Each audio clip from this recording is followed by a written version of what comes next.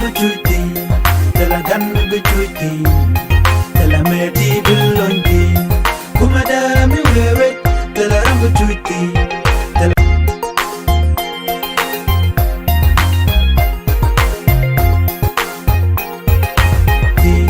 kumada mi wewe, tela bujuti, tela gan bujuti, tela meti bilonti, kumada mi wewe, tela bujuti. Tela gan bujuti, tela meti bilonti, kumada mi wewe, tela bujuti. Ner mal kenyam kejan guasme dera mal kenyam rajabal lat kejan guasme kia guasa chikon bak male bana rach ka gwesti chop ka diok karajan bana lat kenyam chalado shanat chop ke milioni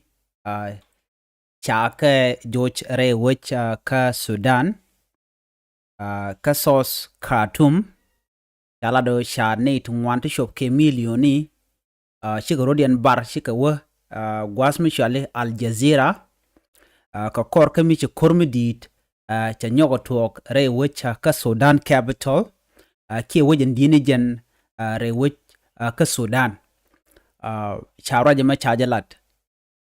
chalado shi kormidi de lunka jen gwasme chaben kormitrei de tega torbieli tidit tititin te dwaike meshkien kam nene dangrotin kontinyen rɛy wich ka Sudan ngay konen wo ka kor gwasme ber Sudan cha tirei kormidi de to ka pay ngwan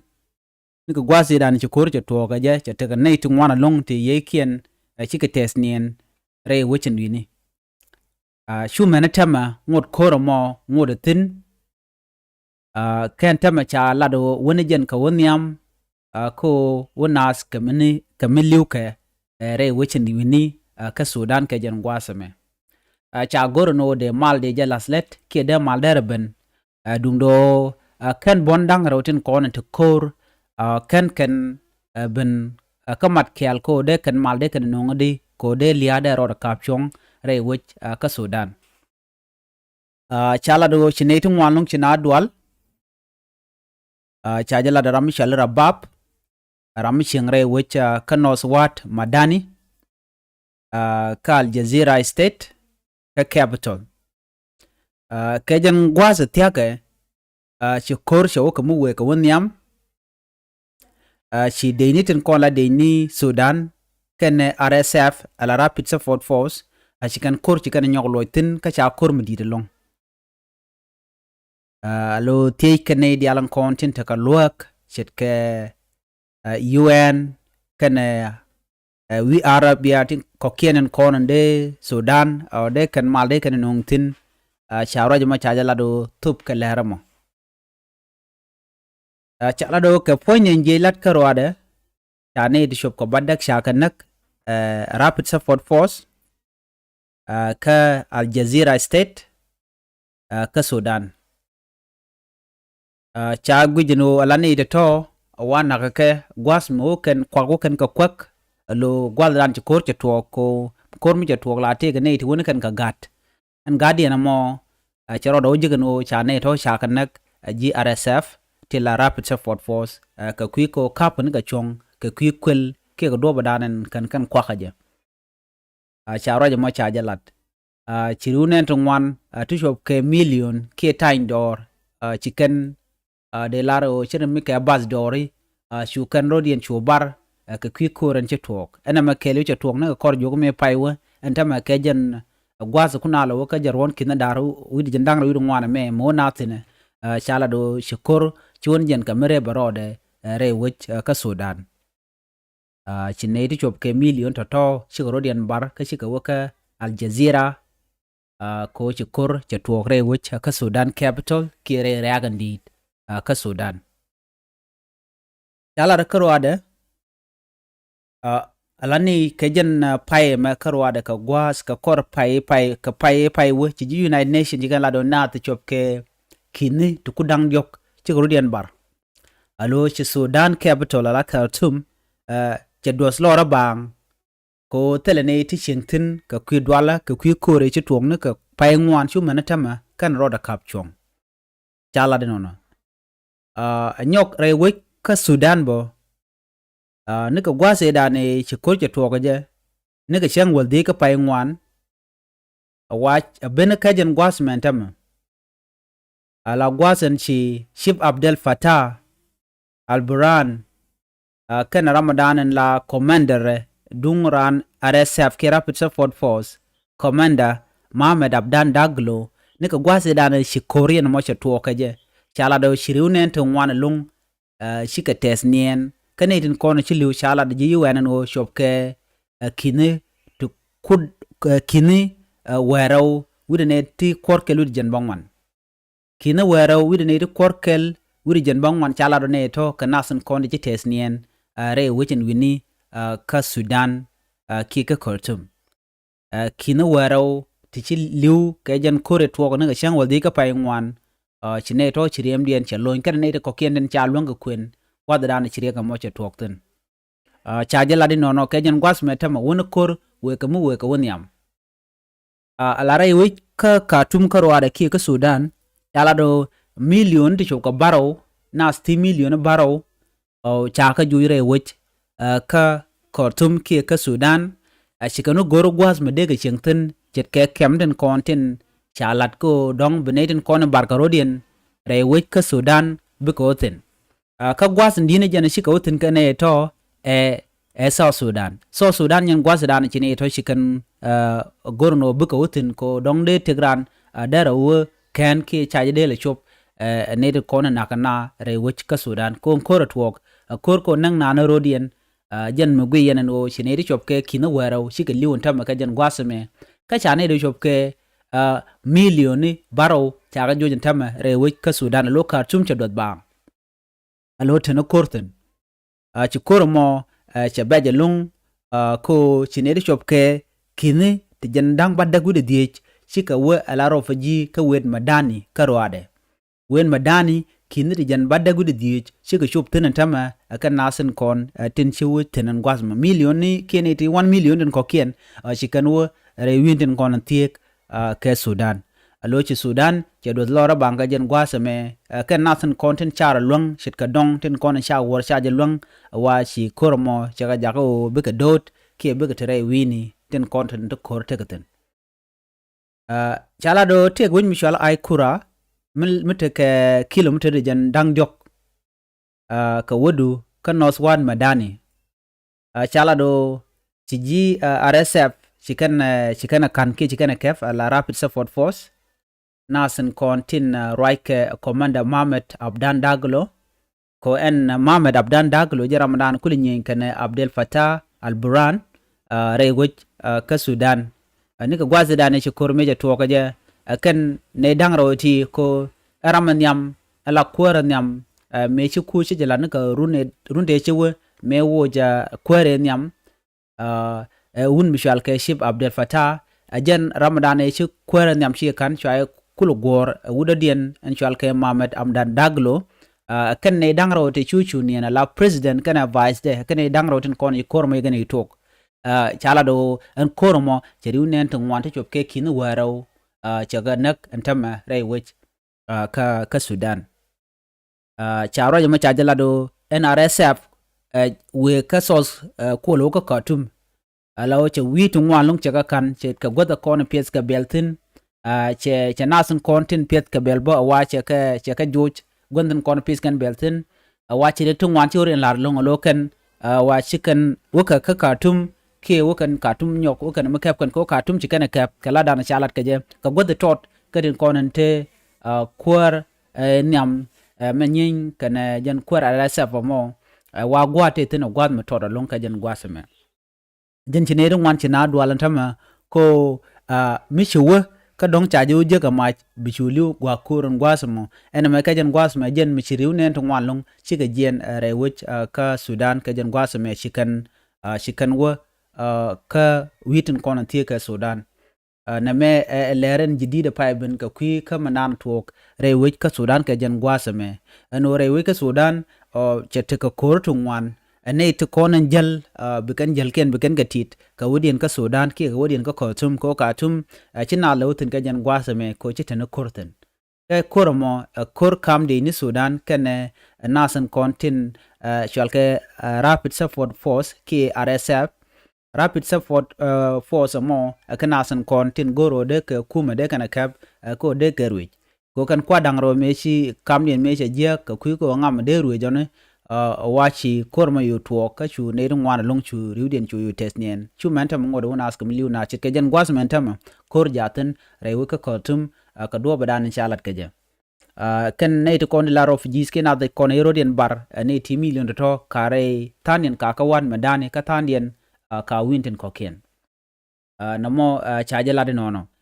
ne me ejele dan de linga jan gwas me ka kwi kor ran to kare we ka Sudan ne ka gwase da ne ci kormeje to ga Sudan ci riunen to wan long ci rodian bar ka ci narien bar winden kono tie ke so Sudan to ken kon de yen ka jan gwasme ler ni na ban ga jan gwasme e dunde ni re we ka United State ka kuyeg manana le rode ka jan Christmas me re we ka United State ka jan gwasme tama metanat ne nyo da je gwano shade mi di de long cha jan re we ka United State ka bentio a United State gwas mi shikor ja tuok tinga kor pai we munyos no china chi ka dwal ko dong te kor mu de tuok kam SPLM kene SPLM ayo an ko dan be ke de tuok cha gujo en men bi kap chong karwade ke dinjin konlen cha mat ke ten cha lium re wich ka so Sudan ke dinjin kon cha mat ke ten cha lium ken dinjin kwala shol unified force ki nasan content chagu jo ken kala national army ki nasan content begang na so Sudan karwade kashikan bishong ka bonten ko kien jet ke SPLM ki SPLM ayo ki swa ki parten ko kien te tre wich ka sa Sudan chala do ken de ti kanas te bi gwini duo bdan de na de ko nyam ka je ajen mi jakke de ni ti shop ke kina dangwan ko buka we re wich ka Unity State ka jan gwasame ko cha goro te ka mi jiang me betuok tin ene me ler ki ner me sha lado kene to wukare wejen wini ka kwi ko beken security beken wo jaga jama gwa ka ta dana de security de tin ga je re wich ka Unity State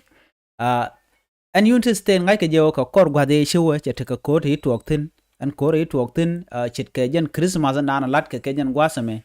en Christmas lat ke chala do ngoda kana la te ke gangster ni kini gani kina ta lata luok te yar ke siangnat kila kan nyin karodian na karodian kamai kene to koken shagu jo do bana ba kap chonga je o ba de ni ba ka latin kano batin diala kon te lat karodian rewe ke United State ba ka jaga jagwa amanda dianan gwaba ko ba sha unified force lasen wini changa jo unified force ke jan gwasame kep kan mach ke tin dial atin kon tin monmot tin moy kanari keke jen do badana lat ke let ke je rewe jen wini na me jen dana yelinga jen gwasame mi jiram jidit gore jen subscribe ki bi nyana ko ken abiata kamal bye bye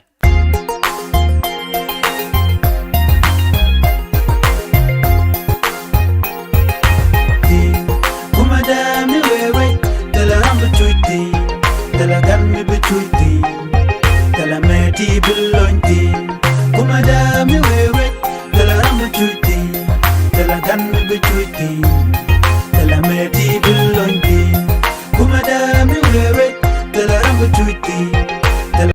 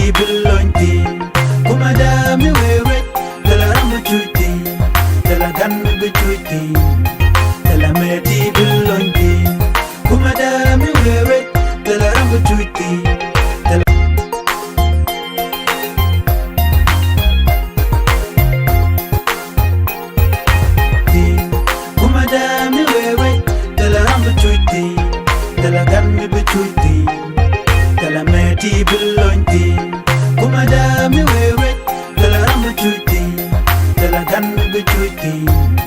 tala meti bilonti kumada mi wewe tala ram betuti tala